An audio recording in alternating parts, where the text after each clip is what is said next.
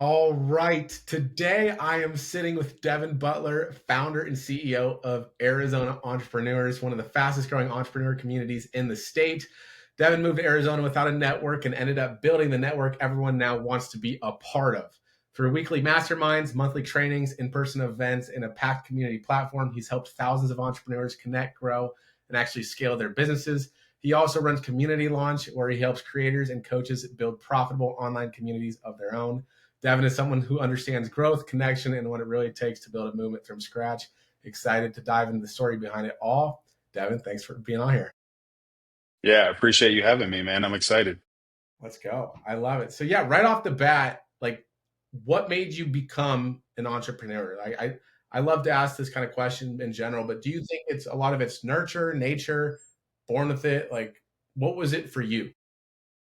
Yeah, for me, it was I think, well, the biggest shift where I realized that I wanted to become an entrepreneur was in college. So I was playing college football at the time, and football was like my main passion growing up. I wanted to play in the NFL. I was chasing that dream. I was at like a D2 school back in Michigan, so it's hard to make it to the league from D2, but very still possible. But anyway, my point being is my whole focus was around sports and football, so I wasn't really thinking about what I'm going to do after college, what kind of job I want, if I want to like what I want to do. And so my sophomore year of college, I had a knee injury, so it was the first time where it kind of brought me back to reality, where it's like, okay, this football thing is like cool and all. Even if I get a shot to play at the next level, like it's going to come to an end eventually. So like, I need to start to think about what excites me. What do I want to do after this? And at the time, I was like just on social media and stuff.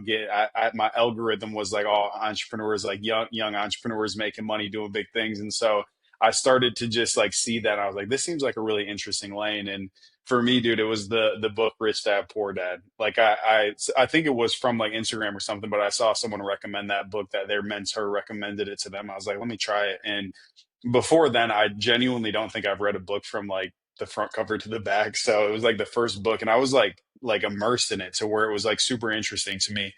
And the concept was when you're when the money that you're bringing in when your passive income exceeds your expenses, you're out of the rat race. Like we're all constantly trying to trade our time for money. And I was like, how do I create something that like makes money without me trading my time? Like that was the first concept that I understood.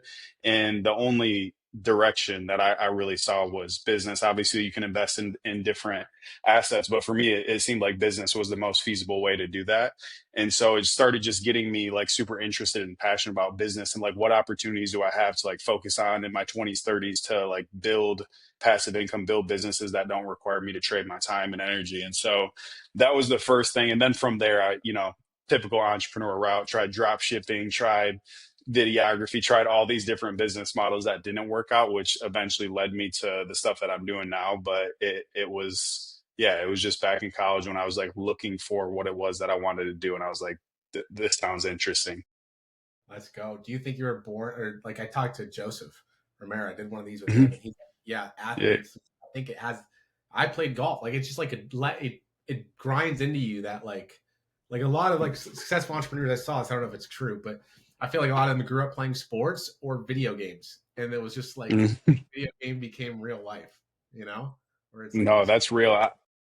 I think sports play a big part. Like I noticed that I was very creative from a young age and had like a big imagination. So I think that had part to do with it, to where I wanted to be able to be creative when it came to the type of work that I was doing versus like, you have to do this every single day for the next 10. I didn't want to um I didn't want somebody else to have control over what I was doing. I wanted to be able to create things that excited me and that I was passionate about. But I think football definitely instilled a lot of like the discipline side of it and a lot of things into me. But yeah, I noticed like looking back that I did a lot of the entrepreneur stuff as a kid, as far as like like relay for life, going door to door, getting like raising money with bracelets and like lemonade stands and doing all that type of stuff. But I didn't really think I was an entrepreneur until like middle of college, where I was like, oh, that's what that means. Like this is actually a big opportunity.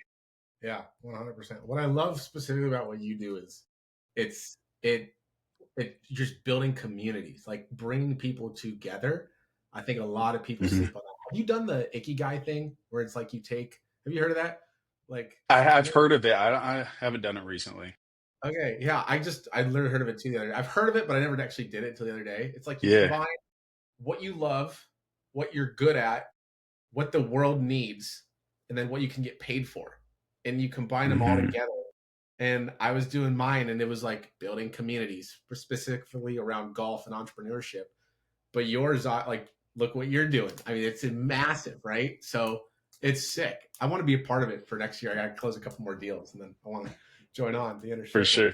Shout out to anybody's watching. Like, yeah, they need to, including myself, join. But like, it's just cool. Were you always trying to, I guess, like, were you somewhat of a leader always in your friend group, or like someone who always enjoyed bringing people together or hosting a party, or did that just come like out of the nowhere? Dude, that came later in life. As far like in my 20s, like after I was graduated and like when I started to go the route of building Arizona entrepreneurs, but that was never like my natural tendency to be the one in the group, like, hey, we're all going on a trip, every like being the one to plan and coordinate like group gatherings. That really wasn't me in the group. And I didn't realize I really liked that or had a skill set for that until I started to do it. But it all kind of happened naturally with Arizona entrepreneurs where like I built the social media and like I was just looking to meet people. I wasn't necessarily looking to be a facilitator to host events. I was just looking to meet people myself and figured I could do that by building a social media page. But then like one thing led to another and it happened very naturally. But point being is like even the first speaking engagement I had at like our first event when I had to get up on stage, I'm all nervous. I didn't want to do it. Like I wasn't really the person where it's like, oh yeah, I'm super extrovert. I want to bring people together. I want to talk in front of everyone. I always like that was not my natural skill set, and so it was definitely something that I had to grow into. But no, to answer your question, that was not the original. Like I was not that person in the friend group. Interesting, because yeah, you've always Mm-hmm. struck me as like outgoing, like very outgoing, good. Yeah, which I Uh, am. But see, that's the thing is like I'm a people person for sure, where I love networking and meeting people, but not necessarily. I don't think I was necessarily like the host or the facilitator or the one constantly bringing people together. So that wasn't me, but I was always a people person and love just like networking and building relationships and meeting people. But yeah, it's interesting how things evolve. yeah, would you say so? You know how there's the visionary, operator, integrator. Hmm. Would you say you're more the visionary type, and like For you have Matt sure. Hobbs, who's more of the integrator, logistics type? Yeah, yeah, Okay, yeah, yeah, 100%. I'm more visionary for sure. got it. Yeah, it's. I mean, do you think you need an operator to run a successful business, or do you think you can be both? Like, if that I makes think sense. you can be both. I think you can be both when you need to be, especially as like solopreneurs. But at the same time, a visionary and a good visionary and a good operator paired together, there's nothing that can beat that. So it's always more scalable to have someone else on the team that can handle a lot of the day-to-day logistics and stuff that because at the end of the day, if I'm like so caught up into all of the day-to-day integration work, it just takes me out of my zone of genius of being able to create new offers and ideas and marketing and like where the big picture that we're pursuing. So I think it is important to have an operator if you're definitely visionary, but you can teach yourself to become an integrator. I've had to, and I'm sure you have as well. Yeah, yeah, it is interesting. What's your thought concept or like thought process around business partners as a whole? Like, are you more like, Mhm. hey, I'm gonna do this myself. I like having control, or you're like, I don't care, take some equity, whatever. Let's do this together. I've been on both sides of the table. I'm curious Yeah. what your I'm definitely on both sides of the table as well, to where like you want to make sure when you bring on a business partner that it doesn't like take it doesn't take away your creativity and control as far as what you want to do and what you want to build to where it doesn't limit that. But at the same time, I think it the most important thing is like finding your opposite and the person that can take care of all the other things in the company that are not your zone of genius. Because, like, for example, the app that I'm working on building, I'm not a developer. I don't want to like be the one that's guiding the developers, working with code, doing anything like that. So it makes sense for me to bring on a partner who that is their zone of genius. So for certain business models, like it it is very important to bring on partners and people that can solve the big area of the company. But I think depending on the type of company, like you don't always need a business partner, and it's very easy to early stages be like, oh, I need someone else to be helping me to build this. So I think it really depends on the industry that you're in, what you're building, and then also at the end of the day, your vision for it, because you could build a good lifestyle just being a solopreneur, but it's like, what do you want to scale it and build it to? Yeah. What's your vision when it comes to that? Are you like, hey, I want to make, I don't know, 50, you could just be that solopreneur, make 50K a month, chill, go to Bali, Hmm. with a laptop, the lifestyle, or Hmm. no, let's scale this millions, big team, whatever. Like, what do you? Yeah. Dude, that's a good question because yeah. Like I always think it's an interesting conversation of like what's your definition of success? Because like, success for some people it could be like you said, making 20, 30K a month. I get to travel, I work 15 hours a week, and that's success. Some people it's building $1 billion company. So for me, it never appealed me of having like teams of hundreds and hundreds of people and like having that like that has never appealed to me. I definitely for me it's scaling lean businesses. So having a solid team of, 5, 10, maybe 20 rock stars, but like having a really solid team to execute the work that you're doing.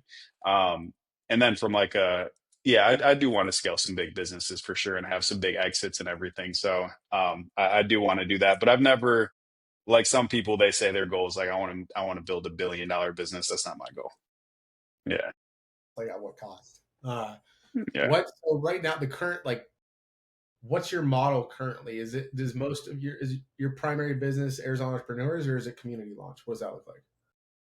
More so Arizona entrepreneurs. So kind of the direction I've taken with community launch, like so with Arizona entrepreneurs, we have our inner circle membership and we also work closely with brand partners, Joseph and Jamari, Foundational Wealth Partners. They're one of our core partners. So like that's really the revenue model in place. In addition to like referrals and just me being a networker and relationship builder, I send a lot of referrals. So that's right now the model with Arizona entrepreneurs. And then on the community launch side, I've narrowed it down. Before it was like I was trying to build a big coaching program, have cohorts, have it be like group coaching style. And I've narrowed it down to just working with a handful of like retainer clients and just providing a lot of value working with them one on one. And so I've shifted that to where it's not something that I'm necessarily trying to scale to have 50 clients over the course of the next year. It's more so working with a select few of clients on a way deeper level and yeah, being like very involved in their projects. High ticket, or like, so not low ticket recurring. It's more high ticket recurring, or More high ticket recurring like retainer, yeah.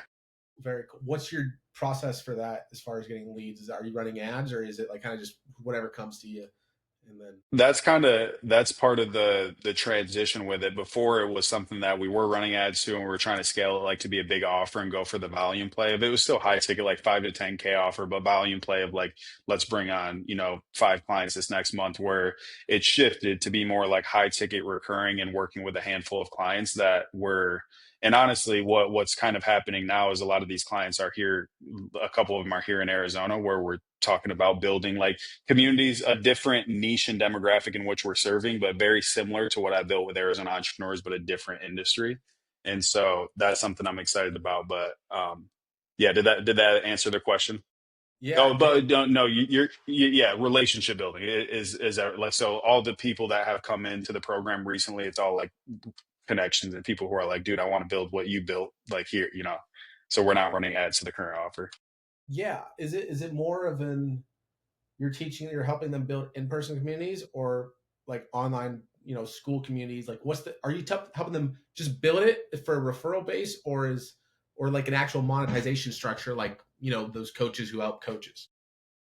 Yeah, so that's originally what it was. Is it was like coaches who help coaches, and we had some success in that space of like working with coaches, helping them to build an online community, bring together their ideal clients, and then like use that as a conversion funnel into their high ticket coaching offers. So I did that with a good amount of clients, but then I've kind of just came back to like what I know best, and it's bringing people together, whether it is virtual or in person. But I've always found that there's so much more value in person and like shaking someone's hand, meeting people in person. And so a couple of these clients that I'm working with now, it's like helping them to build like in-person communities, which is very similar to Arizona entrepreneurs and something that I can deliver on a high level. So that's kind of the transition that's been being had with the community launch offers, working with more people who want to build something very similar to Arizona entrepreneurs, bring people consistently together in person and helping them to create that model. But for all those people, it's definitely a revenue model, like building an additional revenue stream for them. Do you collect upfront for 3 months one time, or is it like month to month basis? Because obviously people might churn after a month or two. So it's like, how do you Yeah. Is it like, yeah, I'm just gonna, this is more of like a business I want to grow slowly. I don't care if it's not optimized as a money model, or are you like, no, Mhm. like, we're charging up front and then after 3 months they can renew. Yeah, so traditionally it's been a 90-day program upfront investment. We've had like payment plans if people want to split the payment up or something, but that's what it's been in the past. But this one hasn't closed yet. But we're talking about like helping a private equity firm build an accelerator here in Arizona, to where they have founders go through the accelerator. They all pitch their ideas to investors and everything like that, to where it would be a much like higher ticket, like recurring, but at the same time, I'm going to be like very involved in the project management of bringing the videographers, the paid advertisers, maybe you, but bringing all the people in to make this project work, versus it being like, let's meet once a week and I'm going to coach you and consult you. So it's much more integration work where I'm like helping them to deliver that project, versus it just being coaching and consulting and like walking them through what they have to do.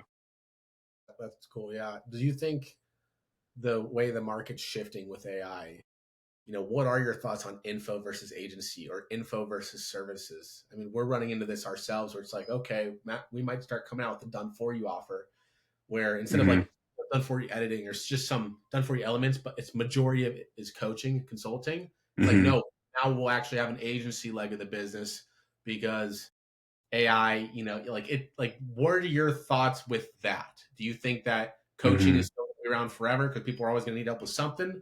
Or is it better to build on more of a, like you said, done with you approach or done for you approach where there's services attached?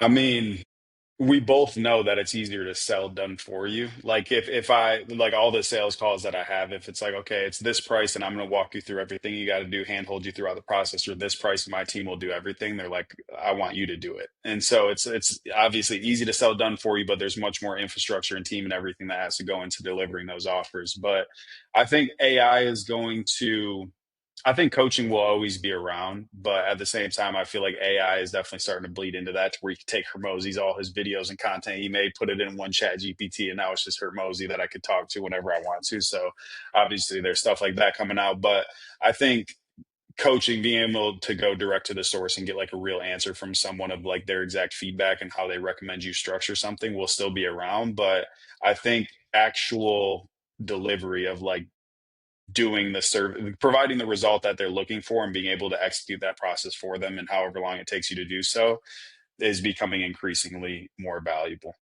Yeah. Yeah. No, and you can also get recurring. It's sticky and it's more sellable. Yeah, It's just, it is. it's, um, Yeah. yeah, it is interesting. It's like, do you build the cash flow cow, the cash cow or whatever, or, more of a brick and mortar equity play that, or whatever you could exit down Yeah. the road. Yeah. Um, what's your, Exactly. what's your goal with Arizona entrepreneurs? With Arizona Entrepreneur. So when I first moved here, and I was, getting started in my entrepreneurship journey, I'm like, I want to meet other entrepreneurs. I want to start to build businesses, etc. And they're the only two options. It was like you could go to BNI or you could go to Chamber of Commerce. That's all we got out here. And there was like other events here and there, but it wasn't like a consistent group that I could join and be a part of. And so the focus has always been like, I want Arizona Entrepreneurs to be the household name, where any business owner moves here or whatever the case is, they're like, I want to be in business, that they can get plugged into Arizona Entrepreneurs, whether they're just getting started off in business or they have $100 million company, and they could get value from the group. So part of that comes to like probably down the road creating other offers of having a 7-figure exclusive offer, similar to the founders table event we did, where we made that one very vetted and exclusive. So having more like exclusive events like that, our inner circle, having more free resources and stuff for entrepreneurs who are just starting off. So building it in a way to where it touches both sides of the spectrum, people just starting off and people who have already built really big businesses. I want Arizona Entrepreneurs to be the household name out here, to where, you're in the state of Arizona and you're a business owner. It's like, oh, obviously Arizona Entrepreneurs, I got to get plugged in with that. But the app I'm building, one of the core initiatives is I really want to create more referrals and like deals being done in the community, and being able to track that and see what's happening. Because we've built it in a way to where it's very social. We're bringing entrepreneurs together. People are building relationships, and we hear stories from when people tell us, they're like, dude, I brought on this investor or so and so. But like, I want to create the tech and the software to be able to provide like a referral network where we're all coming to the events, making friends, and et cetera, but we're also like sending business to each other and doing deals. So that's like the next evolution of it is creating the tech to introduce that. It's funny you say that. I didn't ask, I think I took the convo elsewhere, but I was literally going to say, like, or do you know the impact you've had? Like, yeah, you're bringing everybody together, but all the network effects and the deals done behind your Dude, back, dude, I can't even imagine, right? Like, no, I it's not like figure out a way to track attribution or like for your own personal fulfillment and just for marketing too. It's like, oh my gosh, yeah. like, yeah, to like that'd be insane. Um, Dude, I can only imagine. I would love to know that data of like, because we've had the first 4 years we were in business, all our events were public, where we're just selling tickets, packing the room with people, and so there's been over 7,000 people who have been at the events, and the only time I'll hear, like, we've done some surveys here and there, but the only time I'll hear is when someone comes up to me and they're like, "Dude, this literally just happened." So I know there's so many, and I'll just see like after events and stuff, people hanging out, doing podcasts, doing whatever, and it's like I know that came from the event. So I wish I knew. yeah, it's still cool though to go to bed at night knowing Yeah, like, all right, you might not know yeah. everything, but you're just like what you. There's good stuff happening. Yeah, I'm telling you, I really love building communities, like just bringing people together. It feels good. It's like I don't even have to be a it part of it. does, dude. Go have fun, go Yeah, do your thing, but to know like it's like in high school or whatever when you introduce your boy, it's like you found him through me though. you're gonna be, but yeah, yeah. It's cool. That's real. That's sick. And I also can attest, like even the was it 5 year anniversary event? Yeah, yeah. So well done, like so well done. I thought it'd be typical whatever network event, but it like Hmm. red carpet, the photographer, like I could tell you invest like that's the way to do it. You set the bar really high like that. It wasn't just some thrown together whatever. So For um, sure. super cool. It was like trying to chase down the popular kid. I was like, oh, you were like, oh, you're looking around, Oh but man. that was sick.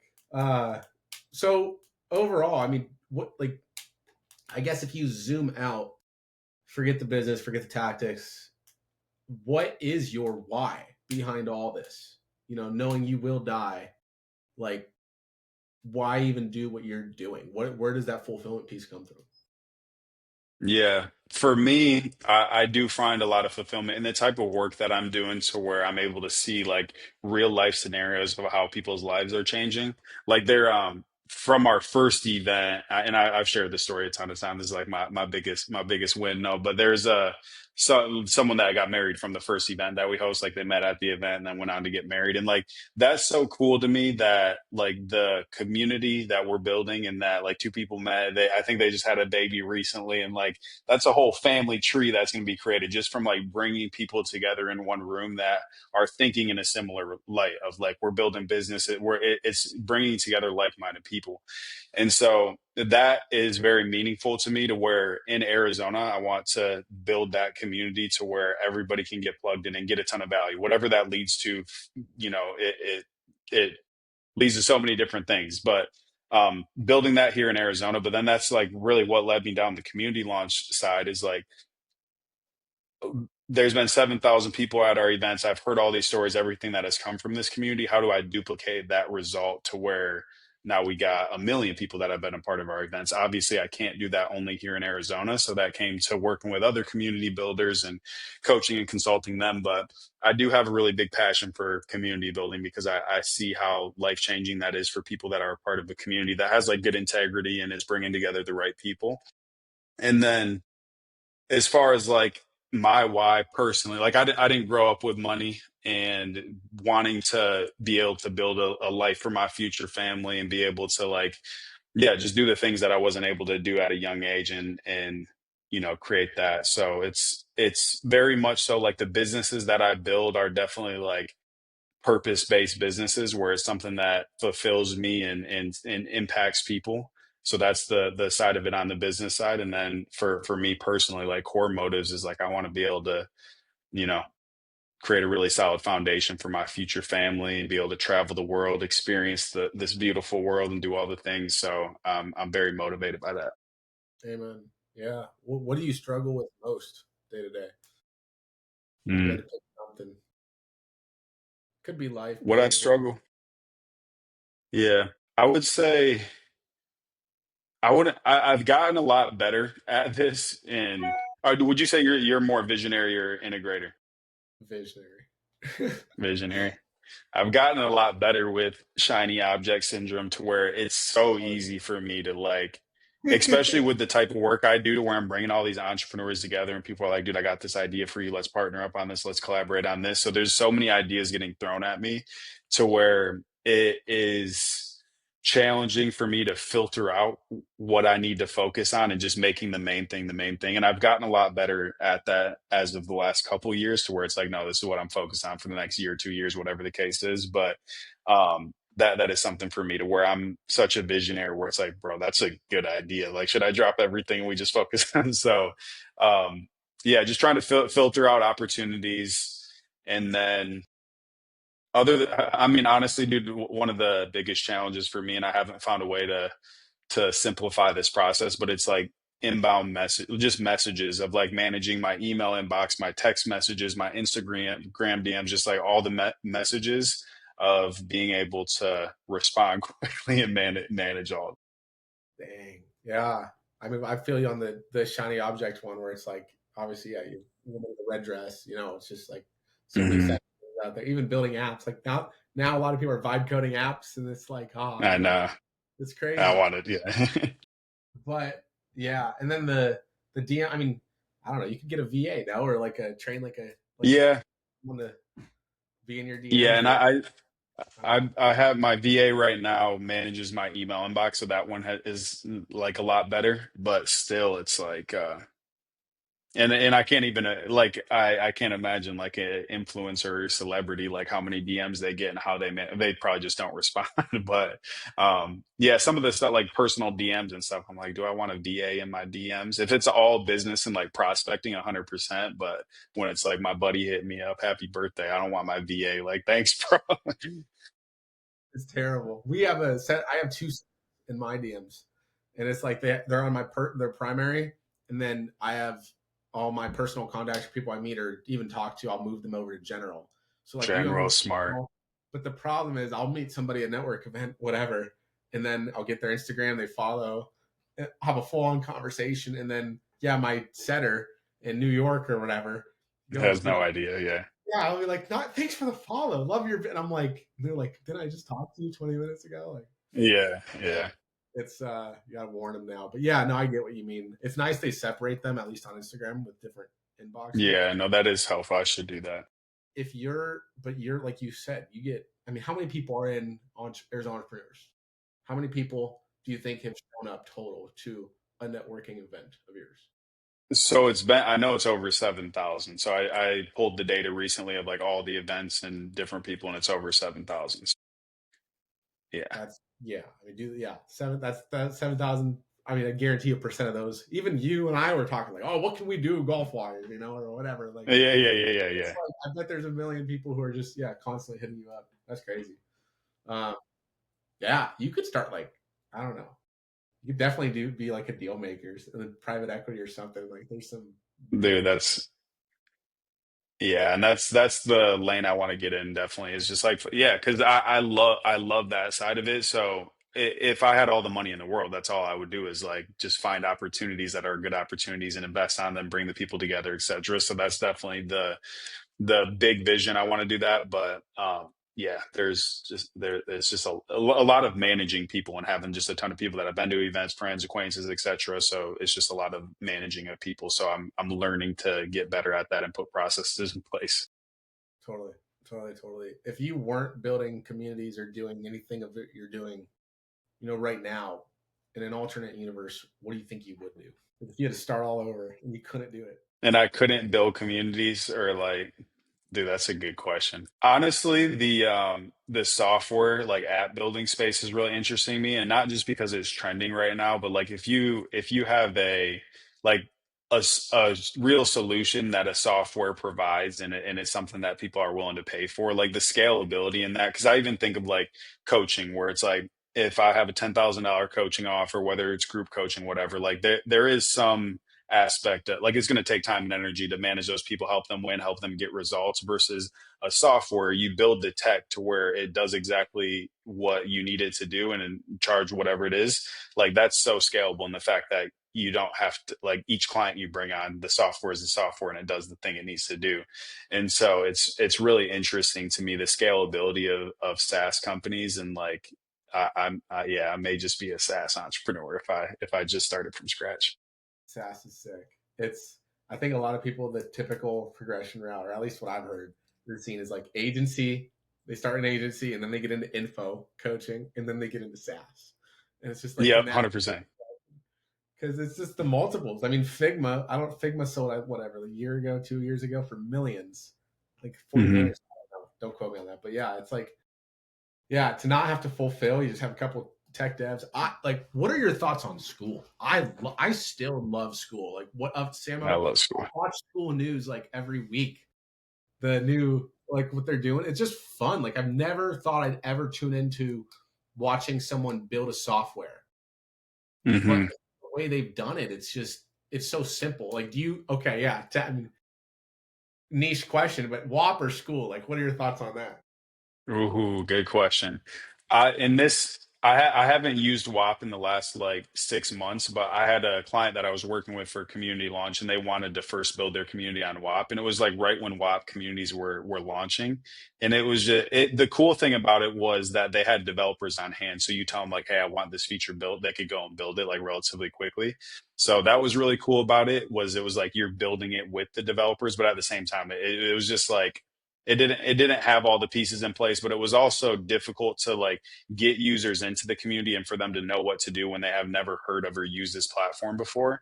The benefit of school, even compared to like go high level communities like go collab and WAP and all these different platforms, is that since Hermosi and Sam Ovens have done such a good job of marketing and getting users on it, is that like if I go through my school group, a lot of the people are in other groups as well. So they're not logging into school and engaging in the community just for Arizona entrepreneurs. They're already in it for other communities. So that's the benefit, is because that's the same reason Facebook was so powerful, is because people already are on Facebook, and then you build a community, they're already there. They don't need to be there for your community.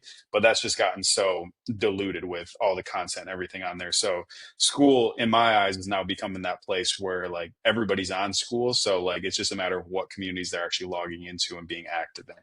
But Yeah, yeah, school's just school has a much more simple model. I know WAP has a lot of different things, payment process, all these different things. Like school is just what it is. It's an online community platform, and they do a really good job of just like staying in that lane and excelling at that. yeah, 100%. Do you think that it's easier to? I mean, with your software, the app you're building, is it a free app and then in-app purchases, or is it like a low ticket, like one time? Like, what does the model look like for that? Or Yeah. it, So or the model will. attribution you said for tracking AZ entrepreneurs? Like, what? Yeah, So the model for the app and like Arizona Entrepreneurs is definitely how I'll release it and like get our first push for users and everything. But it's the scope is like much bigger outside of AZE. But the app, our plan with the monetization model is doing the freemium model, so it'll be free to use it, to send introductions and connections, but to be able to like track referrals, payouts, all that type of stuff. It's going to be low ticket monthly recurring, like no barrier to entry. $9 a month, $15, something like extremely affordable. And then I think there becomes a lot of opportunity once we have a big user base of potential like like I say advertisers, but it's much more powerful in the fact of like if you're an advertiser on Google, if someone searches, window cleaning, to where you pop up if you're sponsored ad. But with this, to where you have all the people on the platform that are sending referrals and their connectors, to where we're building like a whole referral channel where you could be the one window cleaning company on the app that everybody can send their leads and business to. And some there's kind of a gray area, because some industries you need to be like have a real estate license or certain things. So we'll have to consider that. But I think there becomes a big opportunity for like high ticket, when if there's 100,000 users and everybody sending referrals, where it's like, do you want to be the one like paid ads company that's on there that everyone can send their leads to?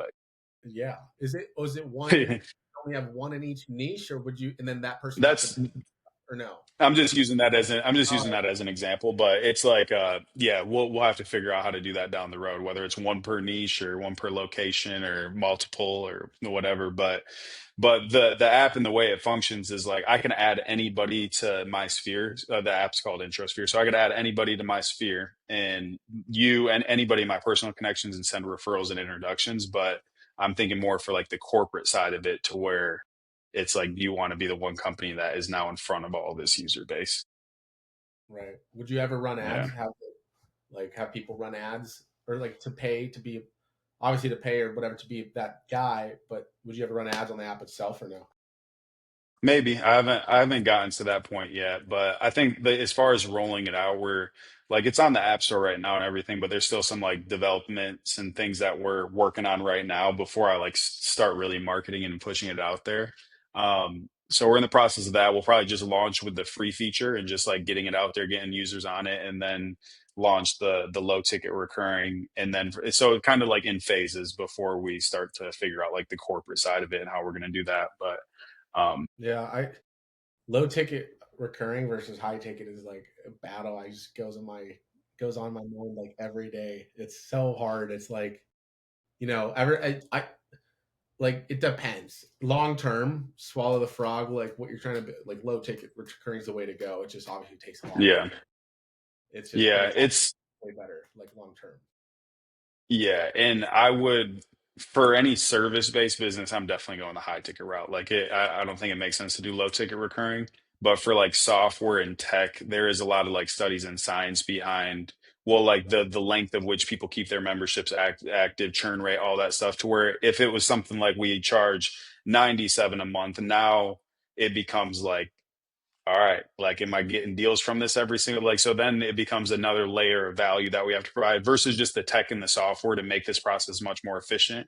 Now we need to be providing like a way to get them referrals and deals to where it makes sense for them. So having it be low ticket, it's more of a mass market play, but something to where it's like there's no barrier to entry where it doesn't require sales calls. It's literally just like grows off referrals. Are But you and UGC, I'm gonna or double down on like UGC and influencers. That's how I see it blown up. that's what I was just gonna ask. Yeah, marketing wise, okay, you'll go that route. Versus like just having it be all personal brand behind Devin. It'll be a lot of personal brand behind me, like hosting events and everything. It's something that excites me too. Like I want to do events just around the software, and it could be very similar to the scope of the events that I've already been doing. And it's kind of something I could do in any city as well, to where we got Introsphere, Miami, and to host a big event and get all the people on the app. So I think there's a lot of like community engagement, pushing it out through events, UGC, content creators, paid ads. And then the biggest part is the referral side of it because it like if I want to send introductions to you, I want to add value to you. Like, oh, dude, I got someone who I think is interested in your offer. Like, I want to send you an introduction. I would want to give context to that conversation of the business you own, what you do, and everything. So I could fill out all your information on your contact card if you own this business, you do this, etc. Or I could just have you fill that out and have it be a lot more accurate. So I'm just going to invite you to the app so you fill it out.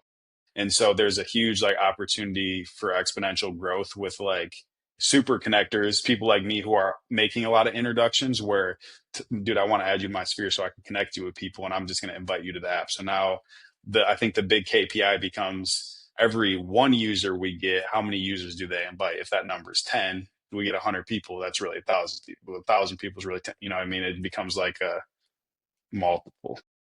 Dude, that's like, I mean, what? There's if like yeah, right now, what is it? I mean, I'm sure there's some competitors maybe out there like that or who's so sort of Little have like bit. maybe probably not. I don't know, but like like Yeah, right a little now, bit. it's hey, what's your Instagram? I'll just start a group chat or an iMessage three way. Yeah, yeah, yeah. Versus yeah, that's it. Yeah, no, I mean, let's go. Man, it turned into like the next big social media. Yeah. Like it's strictly for like because no one's gonna do a three way group chat on LinkedIn, you know. So Hmm. if it's that's sick. Yeah. Could you? Yeah. Oh, we could talk off camera more because I'm just curious. But that's sick. Dang. Let's go. So where does that? So priority list. Is it Arizona Entrepreneurs, the app, community launch? So what does that look like? Good question. Yeah, us visionaries, we have to, hold Right, each other right. accountable of like, all right, let's prioritize where we focus. No. So for me, like Arizona entrepreneurs right now is like the business that supports me to where like as far as paying for finances and everything. So Arizona entrepreneurs definitely focusing on that as far as like continuing to build it. We have another offer we're thinking about building in 2026, like more of like a PR offer where like if an entrepreneur wants a ton of exposure and promotion where we can promote them like and yeah, a lot of different things we can do with that. But point being is like Arizona entrepreneurs, that's the stable source of income. So continuing to build that out, and we already have the brand and community and traction and everything around there. So that's definitely like priority one, and then community launch is right there with it, and the fact that it does that community launch doesn't take a ton of time and energy when I'm working with like 1 to 2 retainer clients and providing them a high value service of like working with them closely, and a lot of it's coaching consulting but also bringing in the other team members that need to be in place to build their community. So those two things are like the cash earners, but then Introsphere is my unicorn, where it's like that's the one that I could see a $50 million exit, but it's not going to be overnight. It's something that it's going to build over time. So it's not something in which I'm like planning on making money on in the next year, 2 years. It's more like building it the right way, putting it out there, putting money into it, potentially raising capital, but like focusing on more of the long term play there and not being attached to like, dude, I need this to make money in the next 6 months. Do you Yeah. spearhead all three of these, or do you have partners? Like, I mean, I don't even know. Has it always been you, or do you have like behind the scene? I mean, you don't have to share if you don't want, but yeah, I didn't know what that looks like. Yeah. Yeah, so Introsphere, I have a partner on. So honestly, like to this point, there's not much I can do until the app and the software is like to the point where it's something that we want to start blowing it up. Then it becomes my job of marketing it and getting it in people's hands. But I have a partner there that takes care of all the tech side. So that business hasn't required a ton of time and energy because we haven't started marketing it yet. So partner on that business. Community launch is something that I do myself. For a lot of the done for you clients we were doing, the same partner that built Introsphere, he's integrator through and through, one of my really good friends that I grew up with, but very, very good at like building out systems, automations, coder, developer, like all that integration work. So for our done for you offer, he was handling a lot of the done for you services as far as building their websites, landing pages, automations, like a lot of the go high level stuff. So worked with him on that, and then a lot of the coaching consulting is just they're just paying for my time to like coach them and walk them through things. So on the community launch time, it's really just me right now, with the clients that we're now starting to work with, of it being more like me being the project manager of helping them build their community. And then on the Arizona entrepreneur side, I have some like advisory partners that I work with that help and advise, but no like core partner that I'm um, like building it all with. I started it by myself like 5 years ago. Sick. That's underrated right there. To build to come this far by like yeah, that's really cool. Yeah, and I don't mean it like that. And the fact that like with Arizona entrepreneurs, especially because there's a lot we could provide from the value of positioning people in front of our community. So there's a lot of collaborators, like videographers, email copywriters. Like there's a lot of people that I've collaborated with to make it happen. So it's not all me, but as far as like when I started the LLC and launched it, it was just me. That's sick. This is it could be a dumb question, but on the community launch side, when you're doing the coaching calls, do you do you think it's best to have you seen better results when it's one-on-one calls with you and maybe you coach them on whatever they specifically need help with, or when it's more productized coaching consulting where hey, we have this system, we have an onboarding call, we have an ad launch call, follow this system because we know it works, so you're not necessarily having to be a part of it, if that makes sense.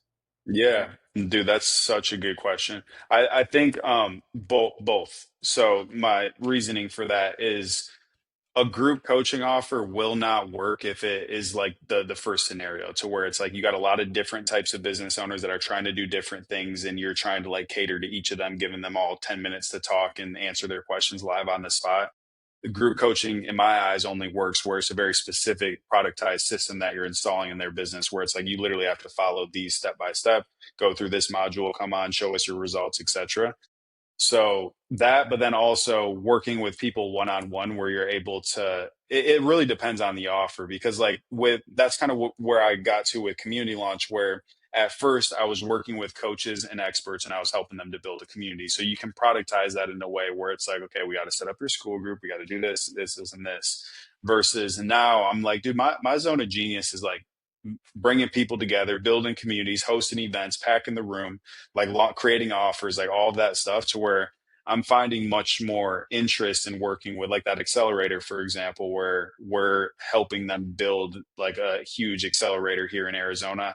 But my point being is like that is not a very productized model where I kind of have to meet the client where they're at with what they're building, Sure. you know? Yeah. What do you enjoy more, like that product, or you now obviously more the one-on-one side, right? Yeah, more the one-on-one side and being able to like be creative and solve problems. So it's much more exciting to me to like build and I say this, but I like there is a lot of opportunity in the group coaching model and like working with a lot of clients and having a very productized offer. I just never like had that super refined where it was like, oh, dude, we could just rinse and repeat this. But that's the goal right there is having that, and that's the most scalable opportunity.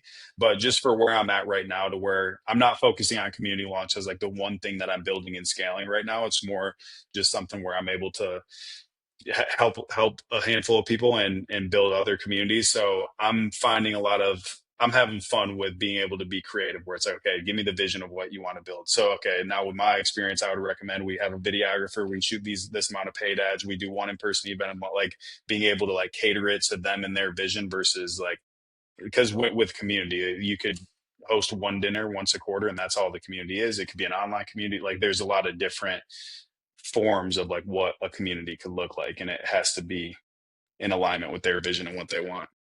Yeah. No, that's fun though that you can do that. You'd be like, hey, it's just for fun. You want to join? Join. You don't have to manage setters and closers and client success managers. Nah. Oh, I don't do that at all. But but yeah, no, it's that's funny. How important do you think building a personal brand has been for you? Is that A, do you think it's been important? And B, do you think you'll continue to double down on it in the future to separate yourself as a moat against AI, or you think it's kind of just there, but it's not like you don't really care? Now, when you say personal brand, I'm curious what that means to you. Does that mean like an Instagram page, like my Instagram page where people go, they see what does personal brand mean to you? Good question. I'd say a social presence on all platforms, Mm-hmm. primarily Instagram and I don't know, LinkedIn, maybe TikTok, YouTube. YouTube is a big Mm-hmm. one. Um, but yeah, like where you're able to be found, you, not your businesses, but you across social platforms. Yeah, that's what my definition would be for it as well. And interestingly enough, I haven't I want to prioritize that. I know there's a ton of opportunity in building personal brand. Um, excuse me, but my focus has not been around building a personal brand. It was building community, and the byproduct of building a community and bringing people together it built my personal brand because I got to know more people and built relationships with more people. So like my personal brand was all built from like building a community first and having that be the main focal point. But with that being said, I do want to tap into that more, and the offer we're considering creating for beginning of 2026. I'll have to share more of it with you offline. A lot of that is like focused on that's a byproduct of it as well, to where we're going to be creating like viral style content, interviewing entrepreneurs and doing stuff like that. And so I've never really made that the main priority, but I know how important it is to have a personal brand, and it's something that I want to make a bigger push for moving forward. But I have built a decent personal brand, especially here in Arizona, but it's more like built off relationships and community building versus just having a ton of social media followers and having like a really big brand on socials. That's cool though. It's authentic. You know, it's like Hermosa says, Yeah. do cool stuff first and then talk about it versus, you know, or at least document it versus Hmm. just trying to go viral right off the bat for whatever. Yeah. Uh, very interesting. Well, yeah, I appreciate you coming on. I love to kind of wrap it up with this final question, but actually two questions. One is, how do you want to be remembered? That's a good question. I want to be remembered as someone who like made a big impact in the world and really changed people's lives through the work that he did. Like it wasn't just all about making money and scaling businesses for me. Like I really cared about the people that I was impacting and bringing together. And someone who, yeah, at the end of the day, that's really it, dude. Someone who cared about other people and put other people first. That's the big thing for me. And in all the work that I do, even with like certain offers I'm considering scaling, or like it all comes back to integrity, to where it's like, if I'm building this thing, is this something that I want to put my name on and that I believe so much in that like anybody that signs up for it, they're gonna love the work that I did for them and like be very grateful that I came into their life. If there's any hesitation of like it's not going to be that, like I don't want to do it. So it's super important to me of like I want to, yeah, I want people to know that I care and that I'm not just in it for, scaling businesses and making money, but actually like impacting lives. Love it. I have a sidebar to that question, which is how do you balance that with still wanting to, like, for instance, when Hermosi says, or whatever, raise your prices, right? Hmm. One side of the point is, well, why? That's making it more unaffordable to people. And, like, how would Jesus run this business, right? Where it's like, okay, they probably, why raise your prices? On the flip side, though, it's like, okay, well, you get higher quality customers. You can put more time and effort towards them. They'll care about it more. They're more invested in it. Or even like, marketing agency model where instead of paying 10K up front or 15K up front for 4, 5, 6 months, and then you could take that money and reinvest back in ad spend and continue to help more people. That's better to Hmm. help more people long term, but it's like a big chunk of cash up front versus the typical, oh, it's just 2K a month, cancel anytime. It's easier to that person, but it's not necessarily good for scaling and helping Hmm. more. So how do you balance that? Good question. Yeah, no, it's a good question. I speaking more on like the coaching consulting side of it, because that was the conversation I had to sell with to have with myself of like the price points and charging a lot higher ticket, especially for like done for you services and everything. So I think one, the person who makes that investment, they're much more committed when it's higher ticket, but then also the level of work that, like, because integrity is a big piece for me. If someone pays me 20 grand, I'm going to give them a lot of value, a ton of value, because I have a moral obligation to do so. And so I've noticed that when you raise your prices, like you said, you attract higher quality clients, so people who are actually committed to the process, and they want the result that you're helping them provide. But then also on your end, you're gonna you're always gonna over deliver and do a lot better for that client. So I've had to play around with that just with pricing and everything. But at the end of the day, it's like it all comes down to results. And it's like if I charge someone $10,000 and I make them $100,000, it's a win. You know what I mean? So like, yeah. And some people don't have like ROI driven offers where it's like marketing services. That's kind of the stuff that I was doing in the past couple of years. But at the end of the day, it's like if the pain is big enough for they want this problem solved, and it all, at the end of the day, comes down to them and what they're willing to pay to get that solved. And if you could do it at a high level, making sure that you're priced the right way for your points, where you're able to bring on more clients, invest into ads, like continue to help more people versus just playing small where you only charge $1,000 and you only work with a handful of people and don't really make much impact to the world. No, I love that. I love the idea of too. I'm the big anti guarantee guy. Like, we'll get you Yeah. 30 leads the next 20 days, or we'll send you your money back. You can't really guarantee anything in life. And then the ones who do guarantee, Yeah. the long list is like, you must do this, you must do that. Like, it's all BS versus like people who Hmm. watch your content, they get to know Devin, they get to see your YouTube video. And like, okay, you know what? I want to pay you just to work with you, not necessarily the outcome. It's just, I hope to get this outcome, but like, you can't, especially with a lot of snake oil these days, Yeah.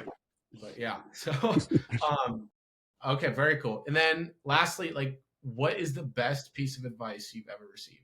Deep questions. I like it. You make me think. The best piece of advice I've ever received. This is the one that's coming top of mind. And yeah, so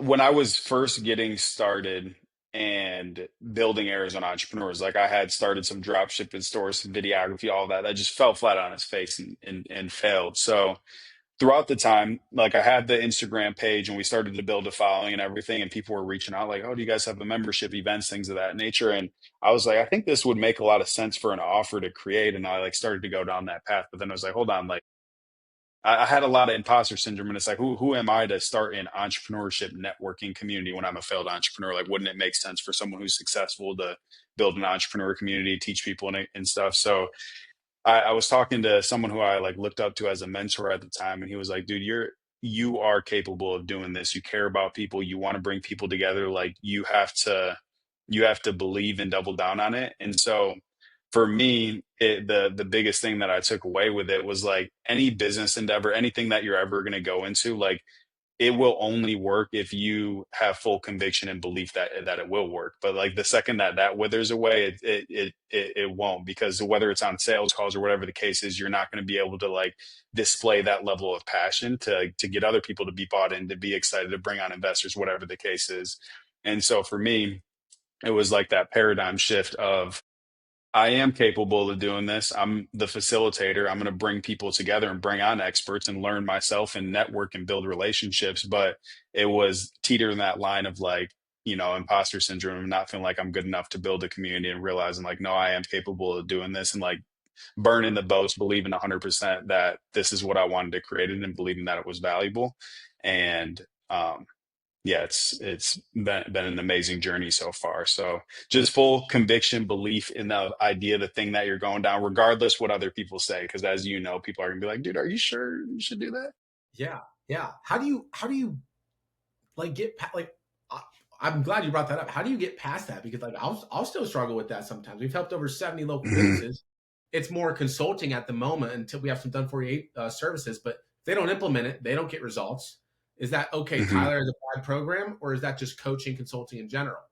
Right. And then I have someone close to me who does $20 million a year in his business who lives here. And he's like, yeah, I still get imposter syndrome sometimes. Like, and I talk to all my founder friends who do, and they have it too. So it's Yeah, like, yeah. yeah, what I'm, of course, you can have that one chat with yourself and have full conviction, but I don't know. I feel like it's not a binary. It's a It, continuum. No, it's not. It never goes away. And I feel like whenever imposter syndrome's showing up, it means that you're doing the right thing because it's something that pushes you outside of your comfort zone. So even like me, when I decide, okay, I'm going to start this community, whatever, and then the first event comes up and it's like, hey, like some people I really looked up to, they said they were like, I think it's important that you go up and like speak to everyone. I was like, no, I don't think I got to. Like they're good. And so like that was something that also scared me. So I don't think it is something that ever goes away. And if you are feeling imposter syndrome, it's a good sign that you're moving in the right direction and moving towards discomfort. But at the same time, I think the main takeaway that I'm trying to leave people with is just like regardless of what other people think, because like family, friends, people who don't see the vision, it it's very easy for them to just shoot down your idea of like, are you sure this should work? But if you have full conviction and belief in yourself and what you're building, like you're going to get through to the right people that see it and they're like, you're onto the right thing. Because it's way too easy to get talked out of ideas or something that you want to go and build, when at the end of the day, if you just believe fully in it, you're going to find people that also believe in it. And a lot of believing is seeing for people, to where it's like once they start to see you're doing events and things, it's like, oh, you actually did it. Like, so at the end of the day, you just got to keep the head down and focus on what it is that you want to build. I think it's intention too. It's like, what's your intention behind Hmm. building? Some people can build the same business, but intentions are totally different. So yeah, Yeah. I love that. Well, where can everyone find you? They want to join the inner circle. They want to become or get in your ecosystem. Where can people find you? Yeah, Instagram, that's the platform I'm the most active on. So my personal is Devin Ray Butler, and then the Instagram for Arizona Entrepreneurs is just Arizona Entrepreneurs spelled out. So those would be the best places to plug in and get connected. Go. Awesome. Thanks so much for coming on, Devin. Yes, sir. Appreciate you, bro.